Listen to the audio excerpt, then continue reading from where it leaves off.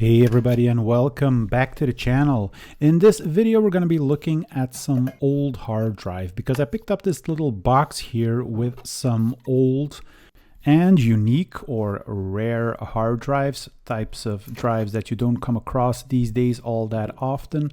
So the goal of this video is just to go over them and see how many of those are actually still working, how many need repairs, and just what the overall state of these hard drives is. So I thought it might be a fun video just to go over that.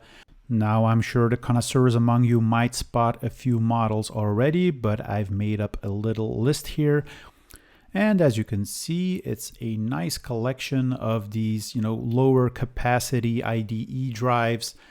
Brands like Quantum, Connor, Seagate are represented, but we also have some more exotic brands like the Teac, which is a 105 megabyte IDE hard drive, an ALPS hard drive, 40 megabyte IDE, and then we also have two SCSI hard drives. Now, we won't be able to cover all of them in this video, but we'll do our best to do as much as possible in a timely fashion.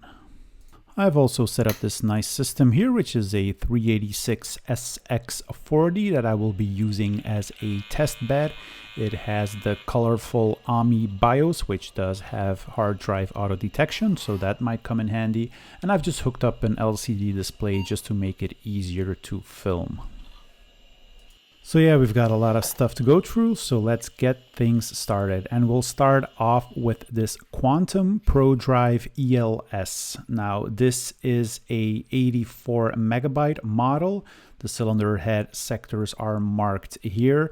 And I always find it funny that the actual size of the hard drives is rarely written down in these labels. Instead, you get all of these numbers except for the actual size of the drive. So yeah. Standard IDE, we have the Molex power connector, we have the 40-pin IDE connector, we have a couple of jumpers here, all of them seem to be missing. So we have SP, DS, and CS, so let's hook it up to our computer and see if she will start. And despite the fact that the hard drive was spinning, I wasn't able to auto-detect the hard drive in the AMI BIOS. It kept saying not detected. Now, this can always be related to the fact that your jumper settings are correct. So I mentioned that we have SP, DS, and CS. And it's important to get these right because they can be vendor specific. Each hard drive brand will have their own little acronyms for these jumpers. For example, here the DS jumper, not really sure what it stands for, but is used to indicate the master drive on the bus. SP or slave present is a jumper which tells the master drive actually that there is a slave drive also present on the bus. So you typically jumper this SP jumper on the master drive. We also have a CS jumper, which is a cable select jumper, allowing you to use, the positioning of the hard drive within the IDE cable to determine whether it's a master or a slave. But for this drive, I wanted to be lazy, so I've selected the CS jumper or the cable select. So yeah, auto-detecting the hard drive this time did work. It was able to find the 81 megabyte Quantum hard drive right now. It was identified as the hard disk C, so the master on the IDE bus due to the positioning of the cable. But unfortunately, despite the fact that it was now detected, I wasn't able to boot from the hard drive.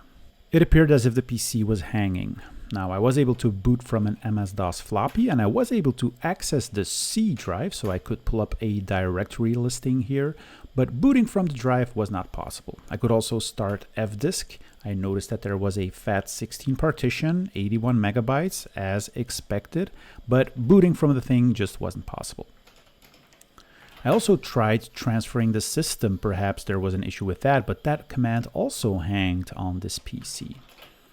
I could execute checkdisk because MS-DOS was installed on the hard drive. There were some bad sectors here, but ScanDisk, for example, wasn't able to do the necessary checks on this hard drive. I'm sorry, this is in Dutch, but the hard drive did contain an MS-DOS version in Dutch, and here it basically said that it has found a data error and ScanDisk cannot continue. So I then proceeded to try and see if I could format the drive. So a simple format C/S to transfer the system also resulted in a drive C error, insufficient memory to read all system info. It did proceed verifying the 81 megabytes of this hard drive, and it went to completion only to finish with an unable to write boot, format terminated. And indeed, the hard drive was not formatted because all of the original files were still on there. Next up, I tried to delete the partition on this hard drive. Perhaps that would work. So yeah, just using fdisk, deleting the primary partition, inserting the volume label just to make sure that you are deleting the correct partition, and creating a new primary partition using up all of the available space. Perhaps that will work. And at first I thought things were looking good. It was formatting all the way up to 100%, but then the critical part comes, because what will happen after the format is complete? Error writing directory, again, format terminated. Only this time, because we deleted the entire partition, our C drive has become an invalid media type. So it would appear that we are unable to format the drive with the cable select jumper setting. So perhaps we need to put it in the DS jumper, which stands for, I basically have no idea, but it is supposed to be used to indicate the master drive. So let's hit it on that DS position and see if we will be able to format it now. We don't have a slave, so we don't need to jumper the slave present. So I went ahead and formatted the drive. It went fine. At around 31%, it came across some allocation units that it needed to fix, but it went all the way up to 100%. And this time the format completed without any issues. I was prompted to enter a volume label. I noticed that there was 2K of bad sectors, but we managed to format the drive without any errors. I also did an fdisk/mbr just to clean the boot sector. I transferred the system files from the floppy disk to the hard drive. And it's always nice to hear that interaction between the floppy disk drive and the hard drive as it's reading the system files from the floppy disk onto the hard drive. So you get that kind of interaction between the two.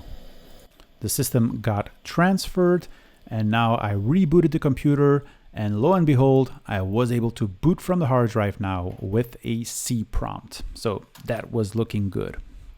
So check disk will report that there are about 2 kilobytes worth of bad sectors. That's that 31% that we saw during the formatting. But all in all, I think the hard drive is in pretty good shape. It does seem to work.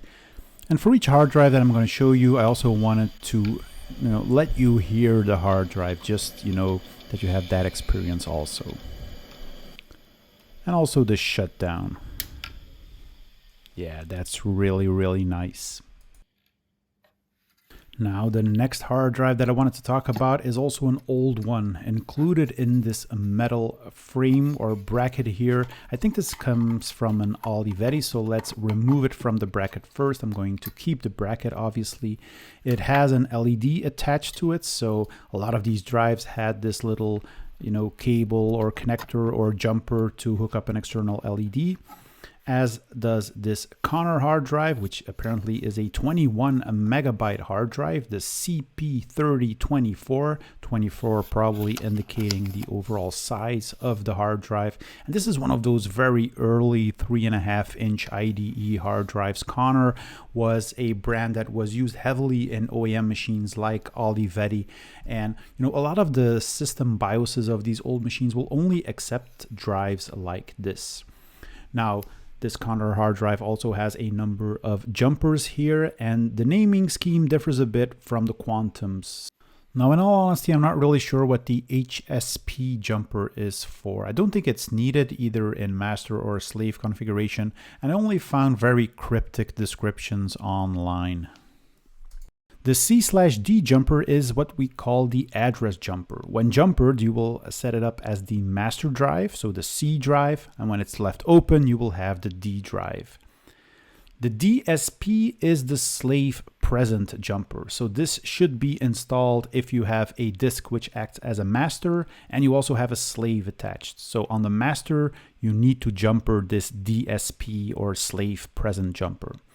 And finally, the ACT jumper that just connects an active signal to the ACT signal on the interface, allowing you to hook up an external LED. So yeah, according to my analysis, these jumpers are correct for setting up a drive in master mode, as we are doing here. So let's see when we hook it up to the computer and start it, what she does. And she doesn't do a whole lot. You do hear some kind of humming activity, but it's not like you hear the hard drive actually spinning. It actually shuts down after a while, the humming, only to resume after a while. So yeah, that's definitely not looking healthy. Perhaps the heads got stuck on the platters and that's causing the platters not to spin. Sometimes you can give it like a quick swirl to get the thing back in motion again, but that really didn't do anything. Another technique that you might use is to just use the end of a screwdriver and just gently tap it on its side.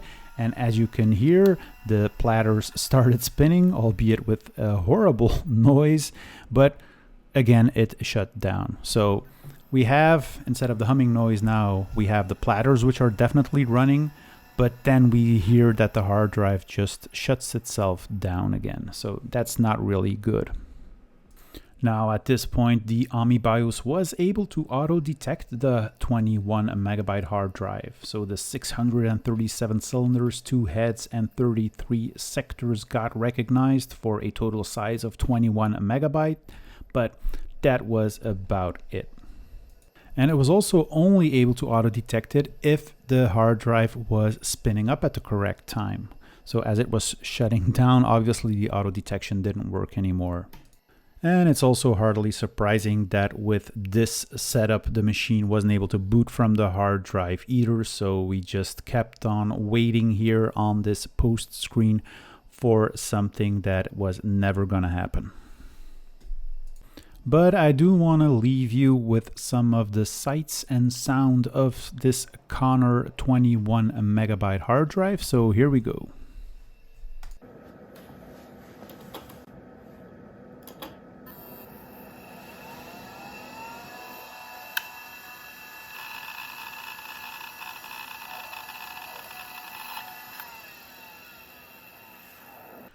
So next hard drive is again a Connor hard drive, the CP346.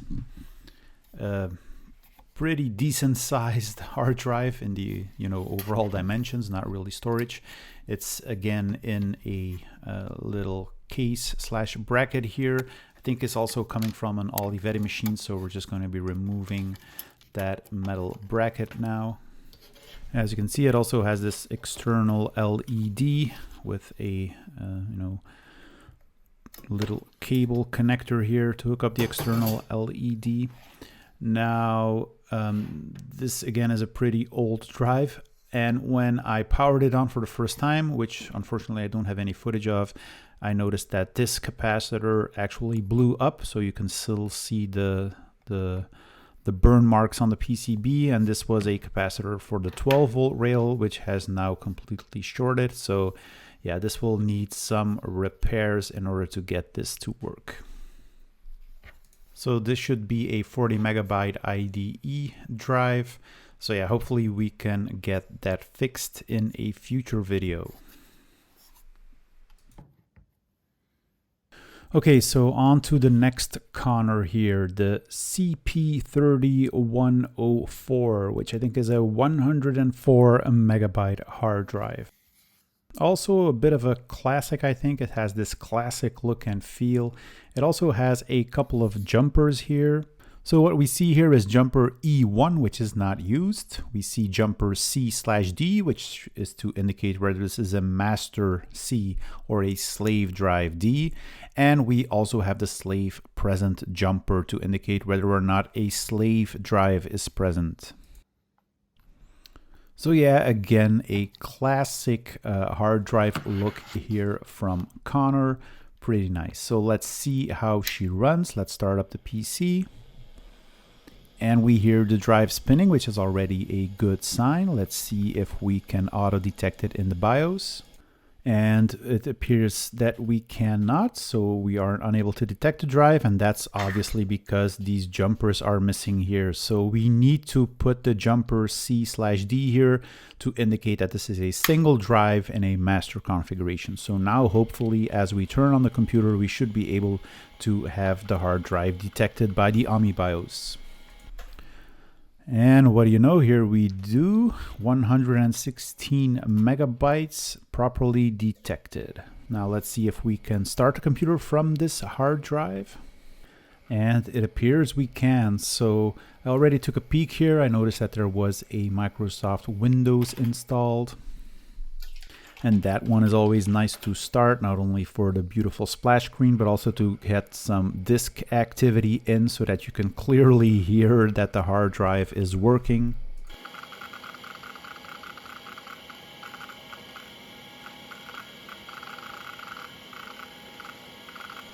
And what a lovely sound that is. Here we go into the Microsoft Windows desktop. We have Microsoft Works installed.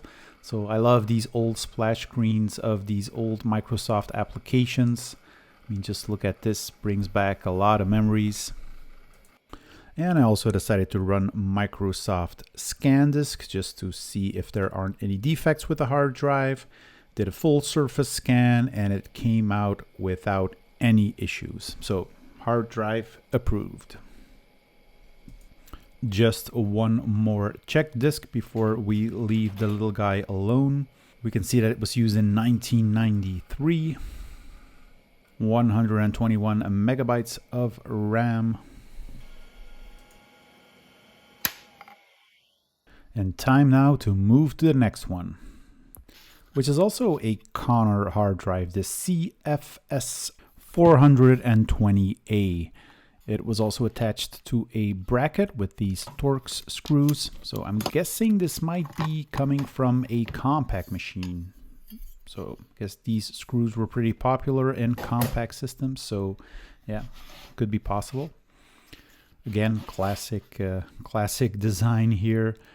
No jumpers on the PCB surface here, but there were some jumpers here near the end.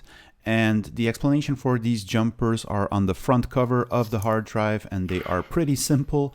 There's just one jumper apparently that you need to take into account to whether you want to switch from master to slave, and the single mode and master mode being the same. So let's hear it spinning up.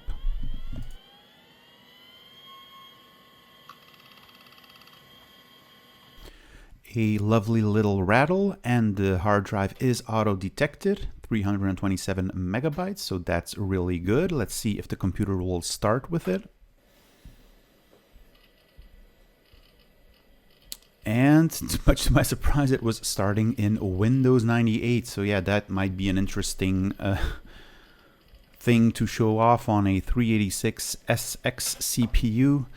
Not really sure if that's possible, because I read somewhere that you need at least a 386DX, but it was kind of booting into Windows 98 after a while.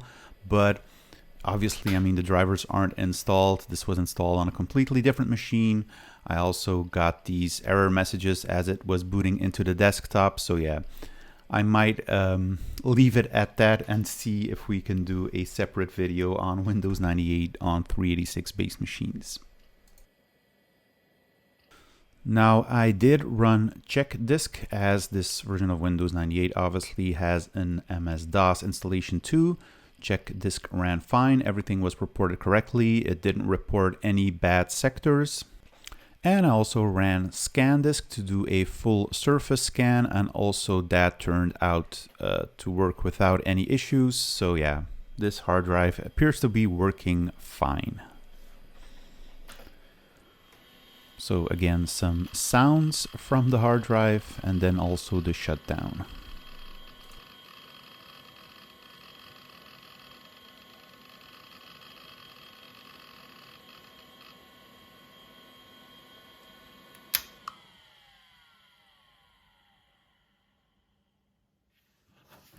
Next up, another Conner, and this is the biggest hard drive from the lot, I mean storage-wise. This is the ST3150A. It's a 1.5 gigabyte hard drive, so we're entering the gigabyte realm here.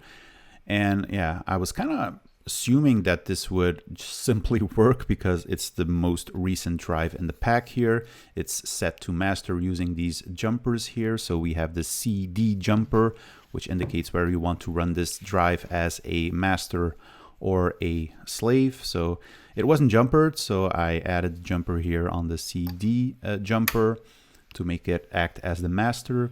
And despite the fact that the drive did spin up, it also shut down after a little while. So I had a couple of hard drives that did that. So they initially start, you hear the platter spinning, and then they kind of shut down by themselves, and then they retry. So yeah, definitely an issue with this hard drive. I also wasn't able to get this drive recognized in the AMI BIOS. It said auto detection in progress, but then it just failed to detect the hard drive. Now, obviously, there's not much point in trying this hard drive on a 386, so I've launched my AMD Athlon XP, and there the hard drive was recognized. So when we go into the IDV devices, we see the Conner Peripherals hard drive, auto-detected as a 1.2 gigabyte hard drive. So far, so good. But as soon as I launched Windows XP in this case, which should be able to recognize whatever file system is on this hard drive, providing it's not Linux, also had a hard time recognizing that hard drive, so it took a very long time to open the file explorer. I heard some ticking on the hard drive, but despite the fact that it was registering a drive letter for this drive, I wasn't able to access it. So yeah, it just prompted me with the message if I wanted to format the drive, but that also failed, and even recreating the partition and then formatting also didn't work. So I'm guessing this hard drive is pretty much dead. So with that, I'm going to be concluding this video, part 1, and show you what we've got. So the Quantum ProDrive was okay. It did have 2 kilobytes of bad sectors. The 20 megabyte Conner spins, shuts down, and repeats, so I'm guessing that one is dead. The Conner 40 megabyte was okay, as well as the Conner 120 megabyte and 340 megabytes. So yeah, Conners are doing good in that department. But unfortunately, the 1.2 gigabyte shows the same results as the 20 megabyte version. It kind of spins, shuts down, and doesn't seem to work. Yeah, so I hope you've enjoyed this video. If you did, please consider giving it a like. If you have any comments, please drop a comment in the comment section below. If you have any tips on how to repair the 20 megabyte Conner drive or even the 1.2 gigabyte, feel free to let me know. In part 2, I will be doing or attempting to do some repairs and try to cover the rest of the hard drive. So please stay tuned for that. So for now, that's it for me. I hope you stay tuned for part 2 of this video series, and I hope to see you then. Bye-bye.